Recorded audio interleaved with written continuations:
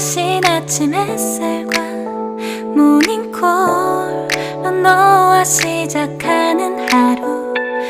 Saat tiap hari berusaha menyempurnakan akhlak. Siap betul? Innama bu'ithu liutammima makarimal akhlak. Rasulullah bersabda, tidak sekali-kali aku diutus oleh Allah ke dunia ini kecuali hanya untuk membawa misi memperbaiki akhlak. Itu Rasulullah bersabda seperti itu. Maka Al-Quran tidak pernah memuji Rasulullah. Muhammad orang hebat, gak ada itu. Muhammad ganteng, baru ganteng banget kan Nabi itu. Tapi nggak pernah Quran memuji Muhammad ganteng, Muhammad sukses, Muhammad pinter, betul kan? Yang ada pujian terhadap Rasul dalam Al-Quran, wa innaka la'ala khuluqin azim. Sungguh engkau Muhammad orang yang berakhlak mulia. Maka kita sebagai umatnya harus berusaha mengikuti Nabi Muhammad, membangun kepribadian, karakter yang bermartabat, berbudaya, berakhlakul karimah. Siap? Siap? Coba, kalau siap coba ini. Contohnya ini. Rasulullah hijrah dari Mekah ke Madinah dengan rasa takut, sembunyi-sembunyi, ditemani oleh Sayyidina Abu Bakar. Setelah 8 tahun di Madinah, Rasulullah bisa kembali ke Mekah diikuti dengan sahabat kurang lebih 12.000. Orang Mekah ketakutan, pasti Muhammad balas dendam, pasti Muhammad akan marah pada orang Mekah yang dulu pernah menyakitinya.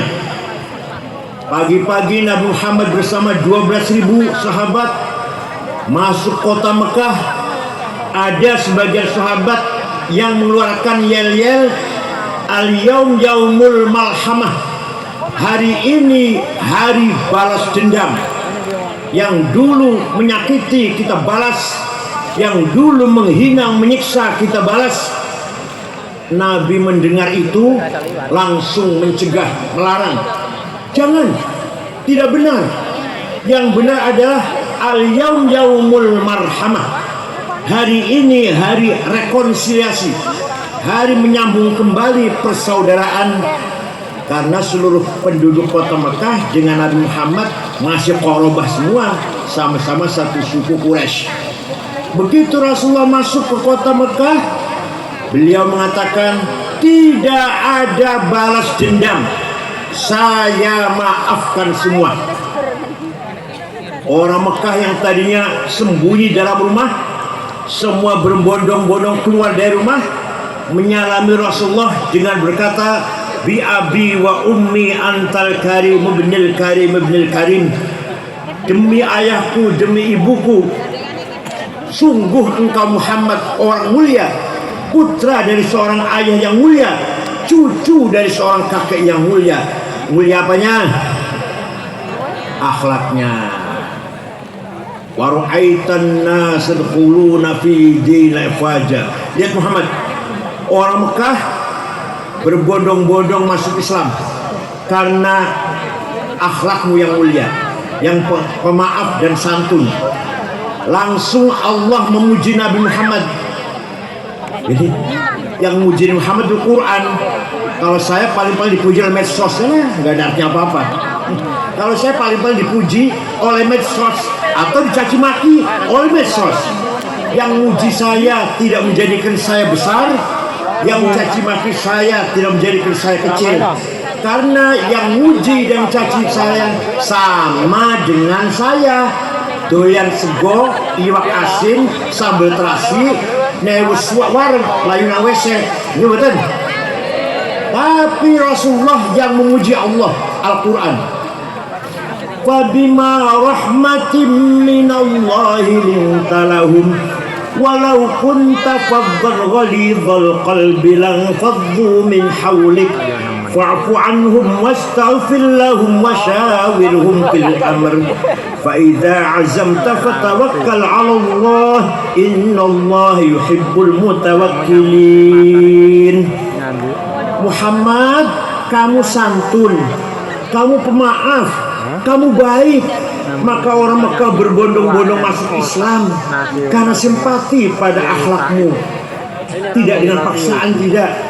Walau kunta faddan ghalidhal qalbi lan faddu min haulik. Kalau kamu seandainya kamu kasar, congkak, sombong, mencaci maki, niscaya orang Mekah lari menjauhi kamu, tidak akan masuk Islam. Oleh karena itu Muhammad, fa'fu anhum, maafkanlah orang Mekah yang dulu menyakiti, orang Mekah yang pernah membunuh sahabat Yasir, membunuh Sayyidah Sumayyah, menyiksa Sayyidina Bilal, menyiksa Sayyidina Suhaib. Dimaafkan. Panjenengan saged? Saya tanya, panjenengan saged? Yang kemarin nipu saya 5 juta, saya maafkan, saged? Yang membawa lari sepeda motor saya, ngomongnya pinjem, tahu-tahu nggak kembali, dimaafkan, saged? Kalian dari siap katanya tadi. Ya, kalau itu belum sanggup, minimal kita berupaya meniru Rasulullah semaksimal mungkin, sesanggupnya kita lah, sebisanya kita meniru Rasulullah menjadi orang yang pemaaf, santun dan ramah. Setuju? Saya cerita nih. Saya pernah pergi ke negara Mali, Afrika Barat dengan 6 ormas NU, Muhammadiyah, Al-Irsyad, Wasliyah, 22 jam dari Jakarta, Dubai,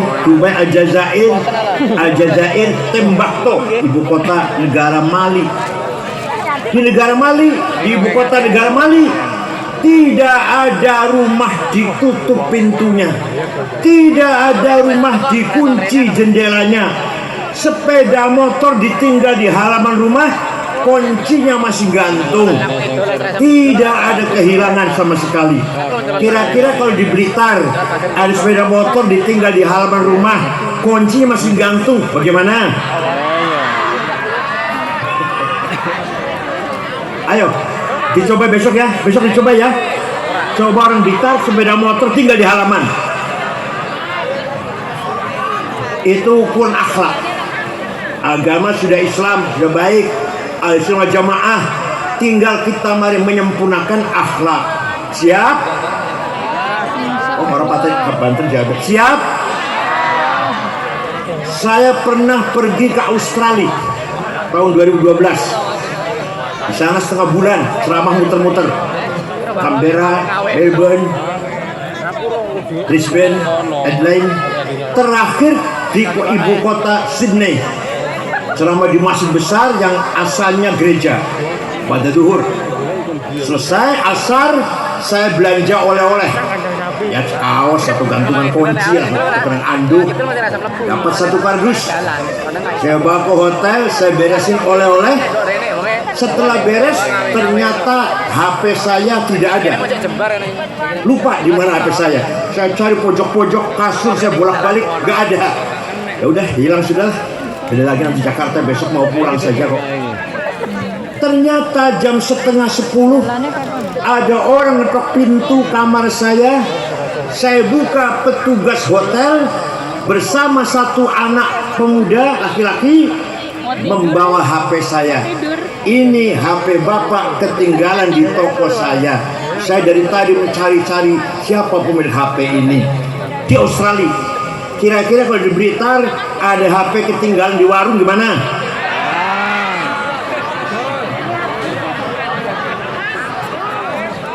Itu namanya akhlakul karimah. Wa innamal umamul akhlaqu ma baqiyat fa inhum zahabat akhlaquhum zahabu. Yang bisa mengangkat derajatnya orang Blitar atau bahasa Indonesia lah adalah akhlak, bukan agama. Akhlak, bukan agama. Orang mau datang ke Blitar, mau kemana mas? Mau ke Blitar. Yang ditanyakan bukan agamanya apa, orang Blitar enggak. Orangnya baik-baik tidak ya? Saya baru pertama kali mau ke Blitar. Kira-kira orang Blitar baik-baik enggak ya? Jawabnya, oh baik semua orang Blitar. Saya pernah ke sana, dompet ketinggalan di masjid 2 hari masih utuh. Orang Blitar itu.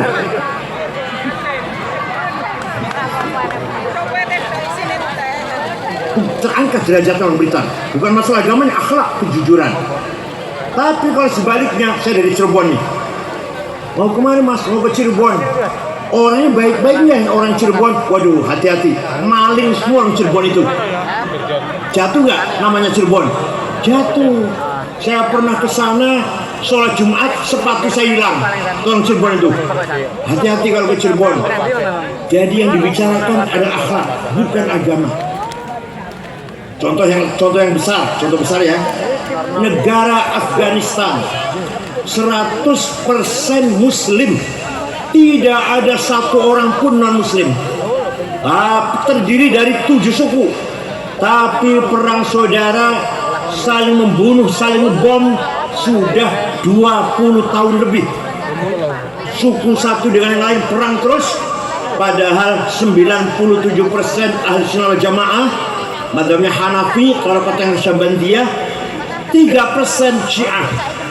Perang terus, bom meledak di jalan, di kantor, di pasar, di rumah sakit, di madrasah, di masjid lagi Jumatan, bom meledak, yang mati 800 pernah.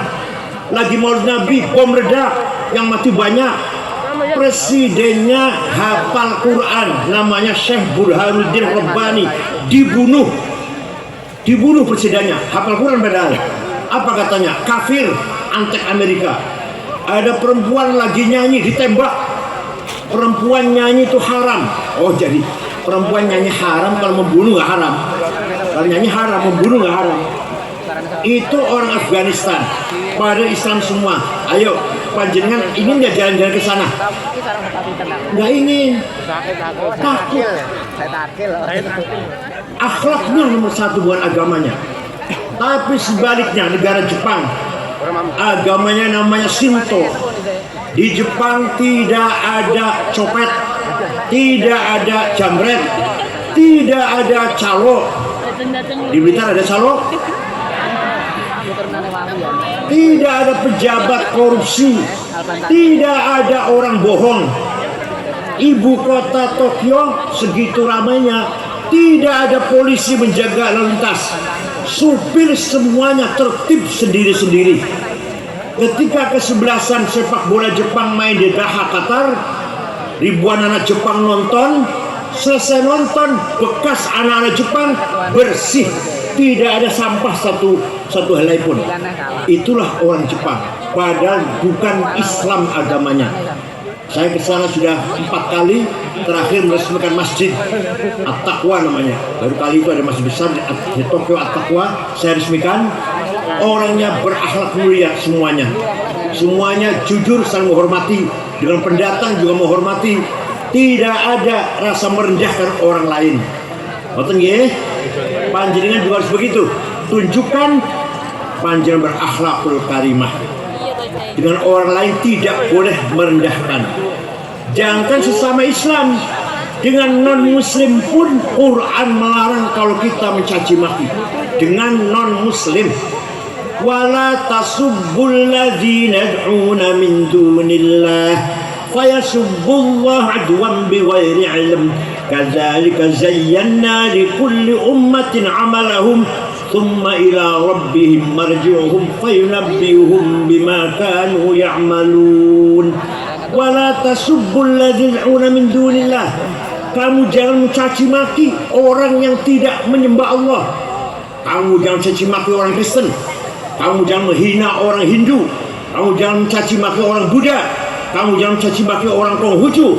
masing-masing mempunyai kebanggaan, masing-masing mempunyai budaya, agama, bahasa, seni, tradisi, adat istiadat, harus saling menghormati. Betul nggih? Itu perintah Al-Quran. Dengan non-muslim tidak boleh mencaci maki, apalagi sama muslim. Paham betul? Mari kita tiru akhlak Rasulullah sallallahu alaihi wasallam. Beliau tidak pernah menggunakan kata-kata kotor, mencaci maki, misu-misu, nggak pernah. Walaupun dengan non-muslim, walaupun dengan orang yang anti-Islam, tapi muamalah Rasulullah dengan mereka selalu dengan baik, saling menghormati dan saling menjunjung tinggi agama orang lain, tradisi orang lain, budaya orang lain. Maka Nabi Muhammad menghormati gubernur Mesir yang beragama Kristen Ortodok bernama Muqawqis. Nabi Muhammad menghormati Raja Ethiopia Habasyah yang An-Najasyi Musairim, padahal non-muslim. Nabi Muhammad menghormati orang-orang walaupun non-muslim, dihormati Rasulullah sallallahu alaihi wasallam. Paham betul? Apalagi akan menghadapi pilkada, tunjukkan orang Blitar berakhlak. Mari kita sukseskan pemilihan bupati dan gubernur Jawa Timur, tapi dengan damai, tetap tenang, akur, tidak ada kerusuhan, tidak ada kekerasan. Mari tunjukkan kita berakhlak yang mulia. Paham betul? Mari kita tiru Nabi Muhammad. Dalam kesempatan malam hari ini, Muhammadun qaimun lillahi dzuhimami, Muhammadun sadiqul aqwali wal kalimi, Muhammadun sabitul mitsaqi hafizuhu, Muhammadun tayyibul akhlaqi wasyiyami. Nabi Muhammad orang yang himmahnya besar. Pernah dirayu oleh pamannya Abu Thalib, Muhammad, lereng disik dakwahnya, berhenti dulu dakwahnya, kamu itu akan dibunuh oleh orang Quraisy. Apa jawab Muhammad? Wallahi law wad'u syamsa fi yamini wal qamara fi yasari ala an atruka hadzal amr ma taraktu hatta ahlika duna. Demi Allah, seandainya orang Quraisy meletakkan matahari tangan kanan, bulan tangan kiri, agar saya berhenti dakwah, saya tidak akan berhenti sampai saya mati. Itu adalah orang yang himmahnya besar. Begitu pula Mbah Hasyim Asy'ari, berjuang untuk NU dan Kiai Wahab, tidak pernah mundur dan tanpa proposal. Waktu Mbah Wahab berjuang NU, muter-muter sampai ke Palembang, Banten, Betawi, Bogor, Cirebon, Semarang, Lasem, Cepu, Lombok Tengah, tanpa proposal, uang sendiri Kiai Wahab itu muter-muter menyebarkan NU. Itulah orang himmahnya besar. Bung Karno, Indonesia merdeka, lawan Belanda, lawan Jepang. Punya apa Bung Karno? Bukan punya duit banyak, bukan punya senjata canggih, bukan, punya himmah yang besar. Panjenengan kalau himmahnya besar bisa mengatasi segala hal. Siap? Tidak boleh minder, tidak boleh mundur. Ala qadri ahlil azmi ta'til azaimu wa ta'ti ala qadril kiramil makarimu fatakburu fi aini as-saghiri sigharuha wa tasgharu fi aini al-azimil azaimu. Dengan himmah dan azimah kita bisa meraih kemuliaan dan kesuksesan. Menteri Keuangan Prancis namanya Maria, asal Maroko, waktu kecil gembala kambing. Macron dulu tadinya pekerja di pabrik, menjadi menteri Belanda 14 tahun 2 periode. Itu kalau orang yang himmahnya besar, insya Allah Allah akan memudahkan segala tujuannya. Betul nggih? Oleh karena itu kita bercita-cita tinggi, berhimmah dan azimah besar. Kemudian Nabi Muhammad sadiqul aqwali wal kalim. Nabi Muhammad punya sifat sidik, jujur, tidak pernah bohong. Panjenengan pernah bohong panjenengan? Pernah bohong panjenengan? Ada yang ngomong, orang Cirebon ngomong gini, yang wajib sidik, wajib jujur Nabi Muhammad. Kalau saya bukan Nabi, jadi boleh bohong itu. Kalau Nabi Muhammad saja wajib jujur, maka kita umatnya pun wajib jujur.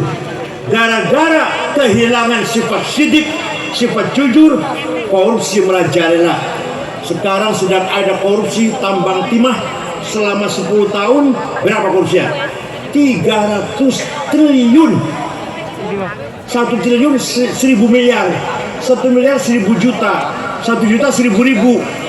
Itu kalau beli kerupuk kira-kira Blitar tenggelam itu kalau kerupuk ini. 300 triliun gara-gara kehilangan sifat jujur. Oh, buat urusan negara contohnya, keluarga saja. Suami buatan jujur, istri ribut. Istri buatan jujur, suami ribut. Kira-kira banyak mana suami dan istri yang tidak jujur? Bu, banyak mana bu? Suami apa istri yang banyak tidak jujur bu? Ya Allah, mari kita coba, kita usaha keluarga kita menjadi keluarga yang jujur. Suami jujur pada istri, bapak jujur dengan anak, mertua jujur menantu, anak dan menantu jujur dengan mertua dan orang tua, dan seterusnya. Tetangga satu sama saling jujur, betul nggih? Muhammadun thabitul mitsaqi hafidhu, Muhammadun thayyibul akhlaqi wasyiyami. Nabi Muhammad kalau janji tepat, tidak pernah meleset. Thabitul mitsaq. Jangan seperti orang Cirebon. Orang Cirebon ada yang utang uang, pinjam uang, janjinya 2 minggu, ternyata 2 tahun belum bayar. Ada nggak orang Blitar gitu? Ada orang Blitar kayak gitu? Nggak ada. Orang Cirebon itu, orang Cirebon. Nabi Muhammad setiap janji tepat, tidak pernah meleset. Mari kita tiru akhlak Rasulullah Sallallahu Alaihi Wasallam.